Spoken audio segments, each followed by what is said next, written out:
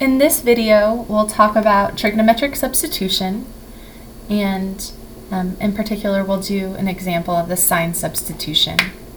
Okay, so here's the idea. You have three inverse trig antiderivatives that you've already studied. One looks like this.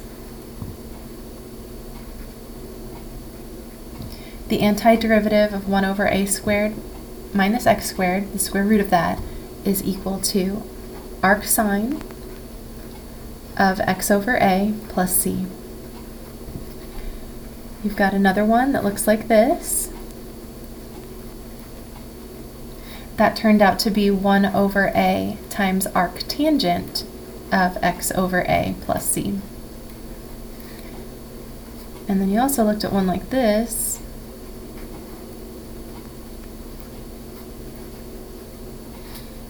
That turned out to be 1 over a times the arc secant, or the inverse secant, of the absolute value of x over a plus c. We know these antiderivatives already, so if we see an integral like this, hopefully we recognize it pretty quickly. We say, oh, that's no big deal, that's just an arctan. All I have to do is identify a and then apply this basic rule. So remember, even if these are written in the opposite order, it doesn't matter. If you have an x squared plus a squared, or an a squared plus x squared, and a constant in the numerator like this, it matches that form and you get an arctan out of it. In our case, the constant is 9, so a squared is 9. So that means a equals the positive square root of 9, which is 3. And then we just substitute right into our formula. So we're going to get 1 over a, which is 3, times the arctangent of x over a plus c. A is 3. And so we're done. Nice and simple. Now, if I modify that just a little bit, let's say I multiply by a 5x. It's not an arctan anymore. I don't have a basic rule for that, but I can use U-Substitution. Does everybody see why I need to use U-Substitution? If I take the derivative of this down here, I get a 2x, and I'm not really too concerned about the 2. I need that x. If I take the derivative of this and I get a 2x, well, that can account for this x dx that's up here. So we can do a U-Substitution on this because the derivative of this is up here as a factor. And of course, we can always adjust the constants. So for a problem like this, I say, gosh, it looks like an arctan, but it's not because of the x, but it is a U-sub. So we're going to do the U-sub, and u turns out to be the entire denominator. So we let u equal 9 plus x squared, compute du, and remember how u-sub works. Every single part of this integrand needs to be written entirely in terms of u. There can be no x's left, only u's when we're done. So this 9 plus x squared in the denominator, that's going to be replaced by a u.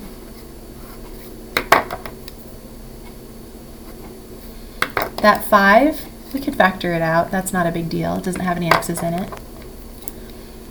And this x dx that's left, I need to write that in terms of u as well.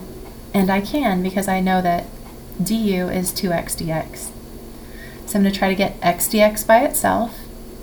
That means I need to get rid of this 2. We undo multiplication by 2 by dividing by 2. Divide on both sides, or you can multiply by 1/2, same thing. So it turns out that x dx is 1/2 du. So I'm going to replace the x dx with a 1/2 du. I'm going to put the 1/2 out front, or divide by 2, same thing. And the du off to the far right. That u that we had before was still in the denominator, so there's an implied 1 in the numerator.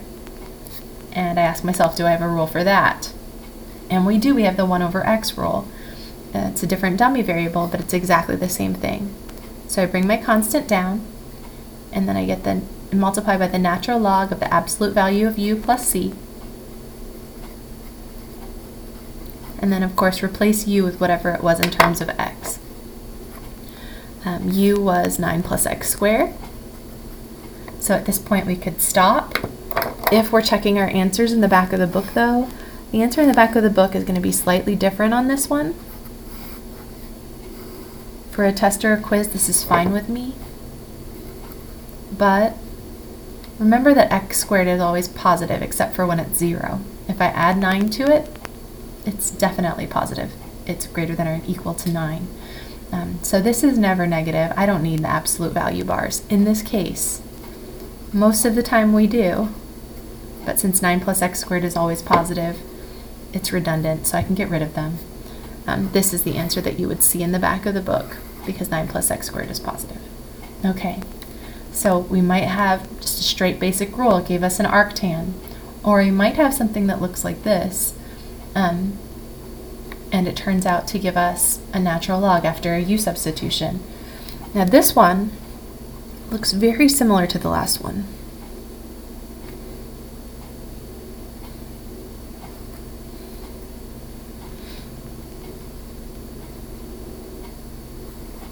But it's not quite the same.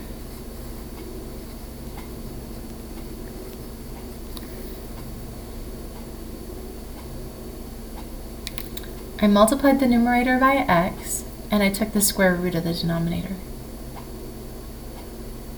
Well, gosh, if that square root wasn't there, we could do the well-chosen 0 thing from the first section, right? That'd be fine. I'd have an x squared up here and an x squared down here, and we could do that, and that'd be fine, but no, I can't because of the square root. But it reminds me of arctan, because it looks like this, and it looks like this. It's got that a squared plus x squared in it. If I have something that looks like an arctan, but it's not an arctan and it's not a u-sub, then I'm going to follow the methods of this section. If it looks like an arctan but it's not an arctan, we're going to make a tangent substitution.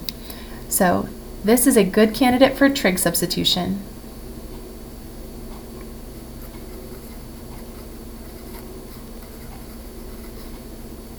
Because it looks like an arctan, but it's not an arctan.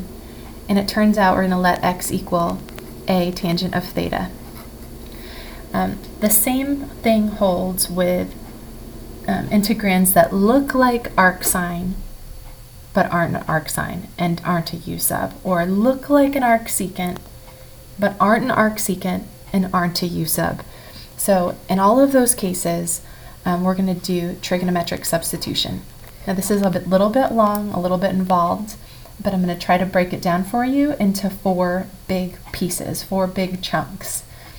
Now there's a lot of steps in each chunk, but if you can remember what you're supposed to do in each of those chunks, it'll get you to the right answer. And it'll help you sort of see the big picture, the outline of the method and why it works, or how it works. So we're going to skip this tangent problem for now, and we're going to do the sine substitution. So let's look at this as our first example of trig substitution.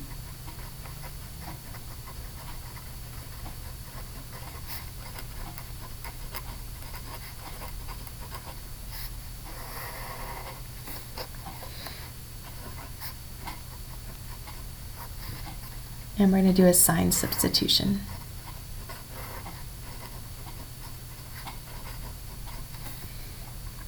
First of all, notice that if that x squared wasn't there, it would just be an arcsine. That's an a squared minus x squared. We'd be good to go. But that x squared is there. So it's not an arcsine. The next thing I ask myself is it a U-substitution? Well, maybe you could do a fancy U-sub, but not in this form. The derivative of the inside function here is a negative 2x, and I don't have a negative 2x as a factor. I'm really just concerned about the x dx. I don't have an x dx as a factor up here, and I've got this x squared in the denominator. So maybe if I was really clever, I could manipulate this to do a U-substitution, but I'm not going to this time. I think probably the best way to go about this is to use a trigonometric substitution, because it's not an arcsine, but it looks like an arcsine, and it's not a U-sub. So if it looks like an arc sine, because it has an a squared minus x squared in it,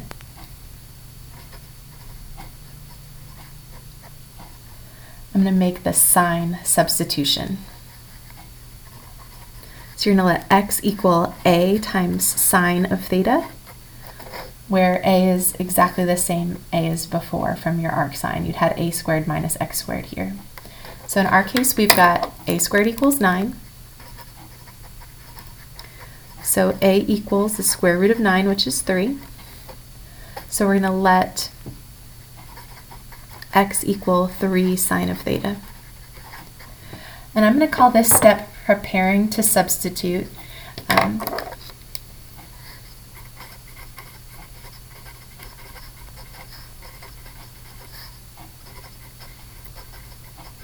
It's the first thing we do. We identify a, let x equal a sine of theta in this case because of the a squared minus x squared. And then you want to compute dx in terms of theta and simplify the radical. In this case, it's the square root of 9 minus x squared in terms of theta.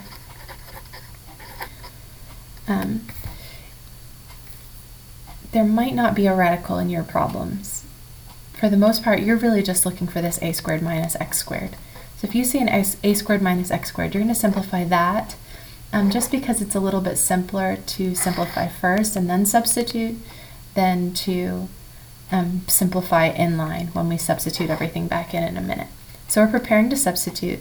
We're going to replace all of the x's with 3 sine of theta. Then dx is 3 times the derivative of sine of theta, which is cosine of theta. Don't forget your d theta. And then the square root of 9 minus x squared. If I replace my x with 3 sine of theta, you've got that. Square the 3, square the sine. Because a times b quantity squared is a squared times b squared. And you guys see what's going to happen if I factor out that 9? Just kind of predict it, wait for it. Been doing a lot of trig lately. We got 1 minus sine squared there. My Diffie students are like, yes, it's simplifying. That's right. Love it when that happens. You've got 9 and 1 minus sine squared is cosine squared because of our Pythagorean identities. And we can just take this square root of the 9 and the square root of the cosine squared, and we get 3 times cosine of theta. All right, so we have prepared to substitute. In this next step, we're going to substitute, simplify, and anti-differentiate.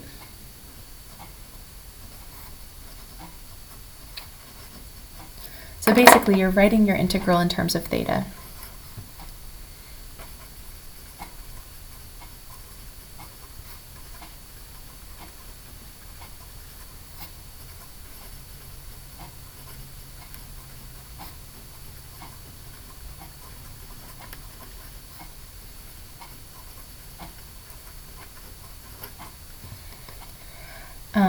The reason we do trigonometric substitution is none of our other rules work. But it turns out that if we make these substitutions, then we can use the trig integrals rules from the previous section to evaluate the antiderivative. So we've got this. Now this is a literal replacement. Just like U sub, every single piece needs to be accounted for. I still have a 1 in the numerator. In the denominator I have x squared, and then I have that radical. I'm replacing my x with whatever x was in terms of theta. X in terms of theta is right there. So I'm replacing x with 3 sine of theta. So that's 3 sine of theta squared. And then I'm replacing this radical with whatever it was in terms of theta. And we did all this work so that we could see that the radical was 3 cosine of theta. Turns out that's always going to be the case. Now do not make this mistake. So many students make this mistake. You replace the x with 3 sine theta. You replace the radical with 3 cosine theta. dx is not d theta. You have to replace the dx with whatever it is in terms of theta, which is right here. So here's just note to self, don't forget to replace dx.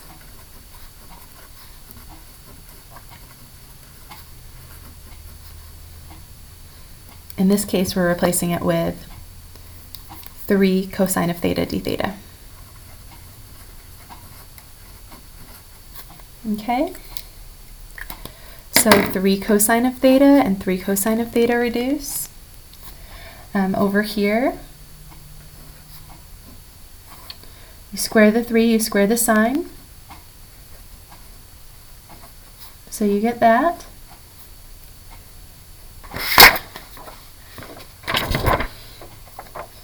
And then factor out the 1/9.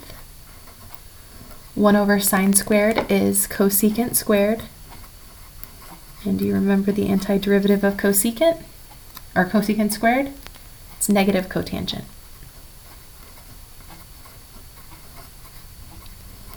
So you might say to yourself, yay, we're done, but we're not done. That is an answer in terms of theta. And remember, theta is just something we made up so we could take the antiderivative. And notice how nice that was. It was very slick. Once I replaced all of my x's, the square root, and the dx with functions of theta, I got to a point where I was able to evaluate the integral. Now sometimes this integral right here is really messy and we have to use the trigonometric integrals techniques from the previous section. Sometimes we're lucky and it's just a basic rule. This time we were lucky and it was a basic rule. But we're not done yet. We found an answer in terms of theta, and this was a question about x. There are no thetas in the original problem, so we need to get back to x. And this is how we're going to do it. In order to get back to x, we're going to draw a triangle. And we're going to label the triangle in terms of x.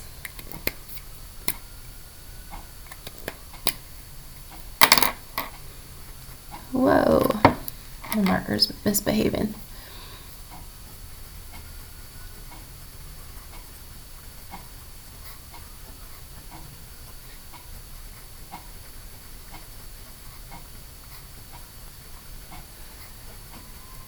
And we're going to use our original substitution to do that.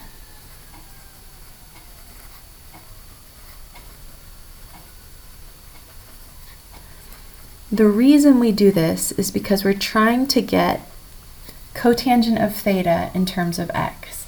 If I want cotangent of theta in terms of x, well, I need to know what cotangent is, and I can get what cotangent is in terms of x by using this method of creating this triangle.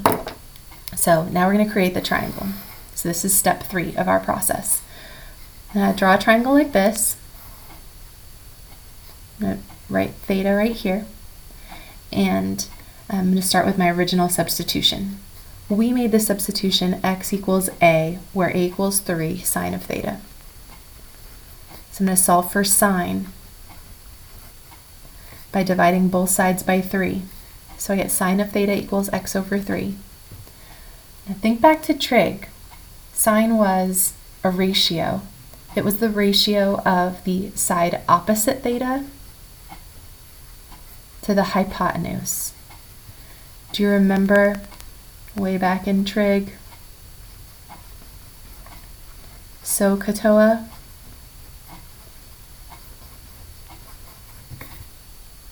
Sine is opposite over hypotenuse. Cosine is adjacent over hypotenuse. Tangent is opposite over adjacent. So sine is opposite over hypotenuse due to SOHCAHTOA. So that means if I draw my triangle like this, the side opposite theta that's directly across from theta is x. And the hypotenuse, I can label that side 3. If this is x, that's 3.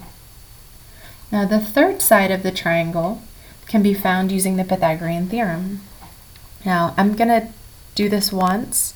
I'm going to call it b. We're going to figure out what b is. And you'll see how b is related to the original integral in just a minute. But I'm not always going to do this derivation. This side squared plus this side squared equals that side squared due to the Pythagorean Theorem. Leg squared plus leg squared equals the hypotenuse squared. Or a squared plus b squared equals c squared. So I'm going to write b squared plus x squared equals 3 squared, which is 9, and solve for b.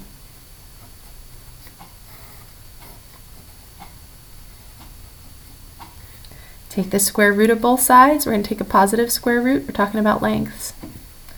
So it shouldn't be negative. So b is the square root of a squared minus x squared. Notice that is the same square root that was in your original problem. It always works out that way. Oops. My red marker is messed up. Got stuck. Let's see if I've got a different color marker.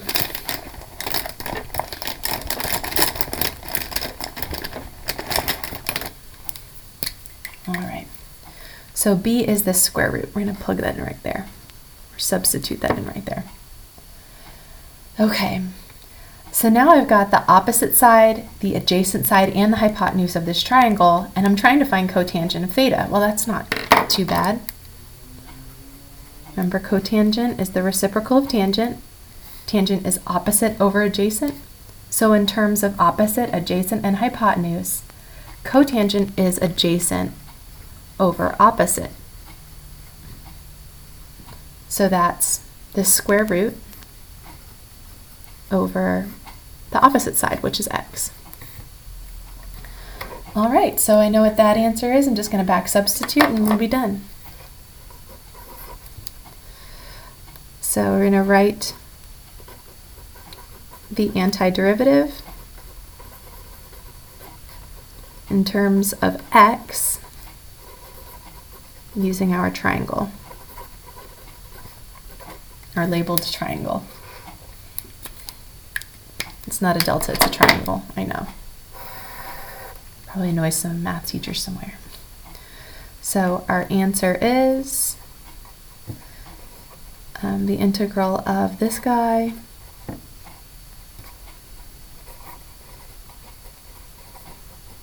was -1/9 times cotangent, which was adjacent over opposite, plus c, multiply straight across. Not going to check right now. My computer, its battery is about to die. It's not plugged in, so I'm going to end this video. But if you're not sure, you should check. Take the derivative of that, simplify it. If you take the derivative of that and simplify, you should get that back. Remember, this is the antiderivative. This is a function that you take the derivative of to get that function. And you should check it out. Make sure it actually works.